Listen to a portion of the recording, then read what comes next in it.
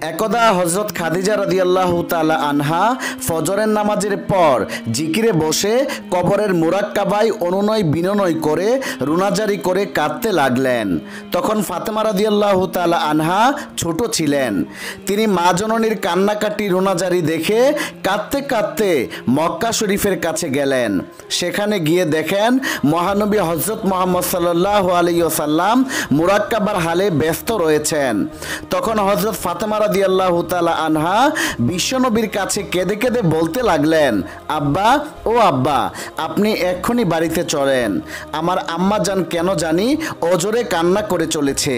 হযরত ফাতেমা রাদিয়াল্লাহু তাআলা আনহার কথা শুনে বিশ্বনবী হযরত মুহাম্মদ সাল্লাল্লাহু আলাইহি ওয়াসাল্লাম তখনই বাড়ির উদ্দেশ্যে রওনা হয়ে গেলেন। হযরত মুহাম্মদ সাল্লাল্লাহু আলাইহি ওয়াসাল্লাম বাড়িতে এসে ঘরে ঢুকেই দেখতে পেলেন হযরত খাদিজা রাদিয়াল্লাহু তাআলা আনহা বিলাপ করে কাঁদছেন।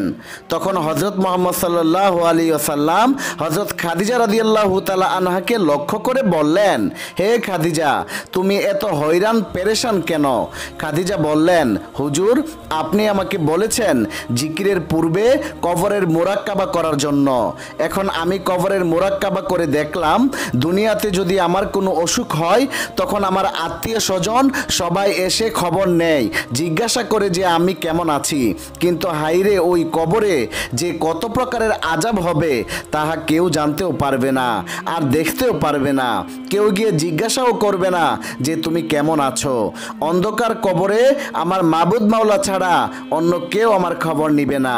কিন্তু আমি তো সেই মাবুদ মাওলার কোনো ইবাদত করতে পারলাম না। ইয়া রাসূলুল্লাহ, আপনি বলেন না আমার রব কি আমার খবর লইবেন কবরে? হুজুরে আকরাম সাল্লাল্লাহু আলাইহি সাল্লাম তখন বললেন, ও খাদিজা, তুমি এমন করে আর কেঁদো না। তোমার কান্দন দেখে আমার কলিজার টুকরা মেয়ে ফাতেমা পাগলিনীর মতন হয়ে নিজেও কান্না করছে। আর তুমি তো জানো খাদিজা, আমি ফাতেমার কান্দন সহ্য করতে পারি না। তখন হযরত খাদিজা রাদিয়াল্লাহু তাআলা আনহা বললেন, হুজুর, আমাকে দোয়া করেন যাতে আমি এই কান্না অবস্থায় কবরে যেতে পারি। তখন বিশ্বনবী হযরত মুহাম্মদ সাল্লাল্লাহু আলাইহি সাল্লাম বললেন, খাদিজা, আমি তোমার জন্য দোয়া করব যাতে আল্লাহ পাক রব্বুল আলামিন তোমার কবরকে সহজ করে দেন।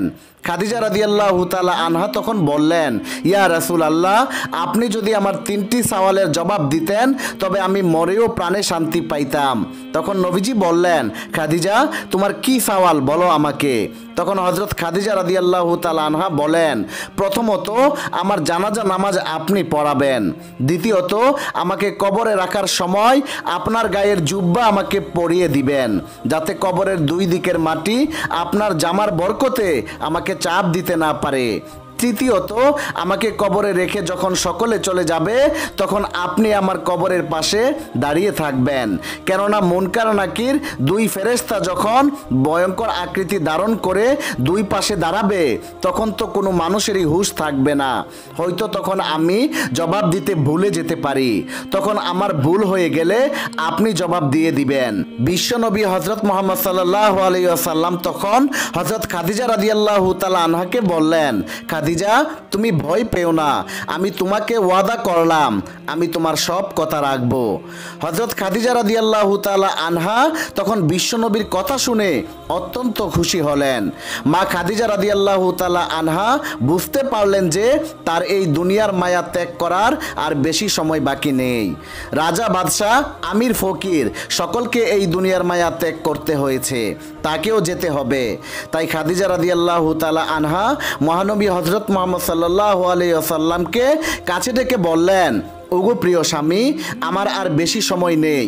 মনে হয় অল্প সময়ের মধ্যেই এই দুনিয়া থেকে চির বিদায় নিতে হবে আমাকে। কিয়ামতের আগে আর আপনার সাথে দেখা হবে না। দীর্ঘ 25 বছর পর্যন্ত আপনার সাথে ছিলাম, জেনে না জেনে কত অন্যায় করেছি।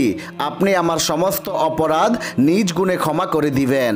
আর আমার কলিজার টুকরা ফাতেমাকে আল্লাহর নিকট সুপর্দ করে গেলাম, তার প্রতি সর্বদাই দৃষ্টি রাখবেন।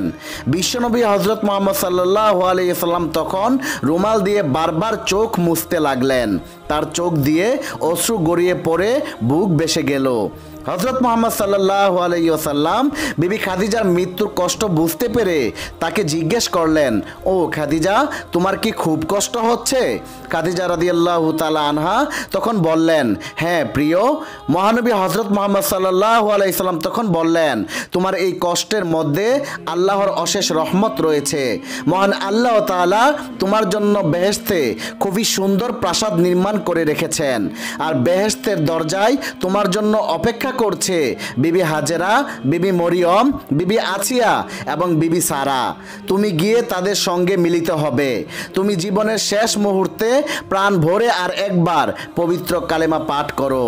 তখন হযরত খাদিজা রাদিয়াল্লাহু তাআলা আনহা নিজের কণ্ঠে কালেমা তয়্যিবা পাঠ করলেন, লা ইলাহা ইল্লাল্লাহু মুহাম্মাদুর রাসূলুল্লাহ।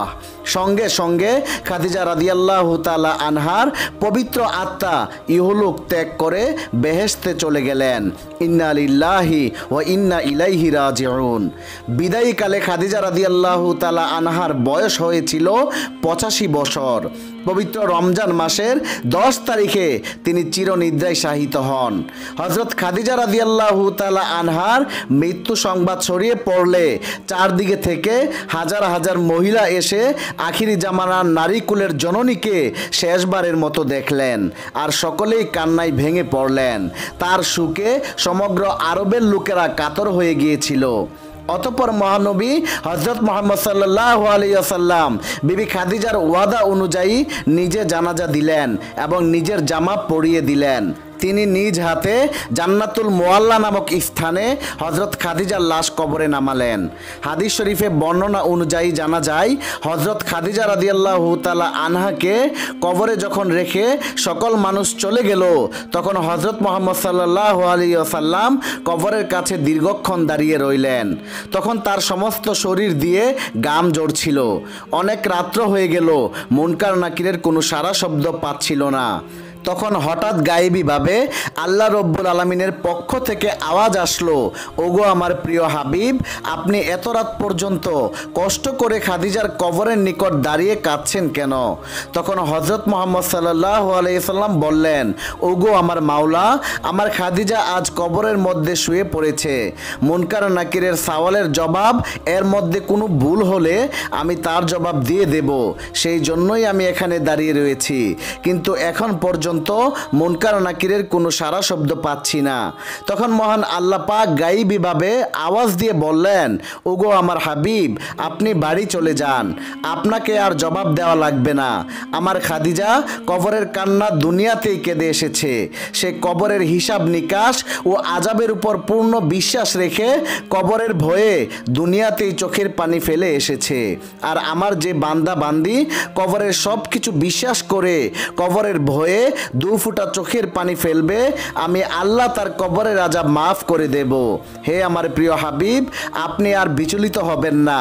আপনার বিবি হযরত খাদিজার সকল প্রশ্নের জবাব আমি আল্লাহ মাফ করে দিলাম।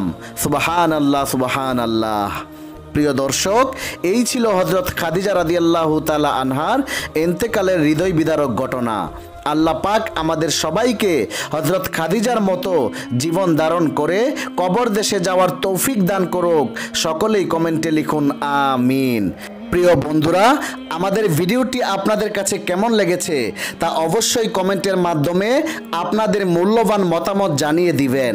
আল্লাহ হাফেজ।